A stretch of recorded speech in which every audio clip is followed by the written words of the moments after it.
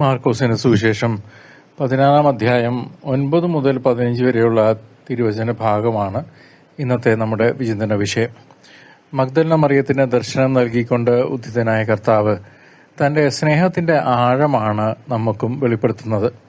7 പിശാചുക്കൾ ബാധിച്ചിരുന്നവളിൽ നിന്ന് സുവിശേഷത്തിന്റെ ആദ്യ സാക്ഷിയായി അവളെ മാറ്റിയത് ദൈവകൃപയുടെ വലിയ അടയാളമാണ്.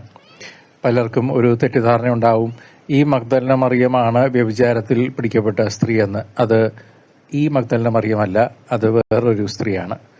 അവിടുത്തെ ഉത്ഥാനം കേവലം ഒരു ചരിത്ര സംഭവമല്ല, മറിച്ച് ഓരോ വിശ്വാസിയുടെയും ജീവിതത്തിൽ സംഭവിക്കേണ്ട ആത്മീയ പരിവർത്തനമാണ്.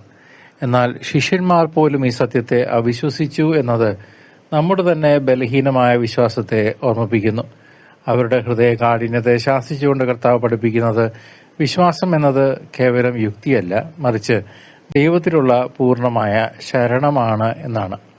ഇന്ന് നമ്മുടെ ജീവിതങ്ങളിലെ സങ്കടങ്ങളിലേക്ക് നമുക്കൊന്ന് തിരിഞ്ഞു നോക്കാം. നമ്മുടെ സങ്കട കടലുകൾക്ക് നടുവിലും കർത്താവ് ഉയർത്തെഴുന്നേറ്റു എന്ന സത്യം നമുക്ക് വലിയ പ്രത്യാശ നൽകട്ടെ. ഭയത്തിനും നിരാശയ്ക്കും അപ്പുറം ക്രിസ്തുവിന്റെ സാന്നിധ്യം അനുഭവിക്കാൻ നാം നമ്മുടെ ഹൃദയവാതിലുകൾ തുറന്നു കൊടുക്കേണ്ടിയിരിക്കുന്നു.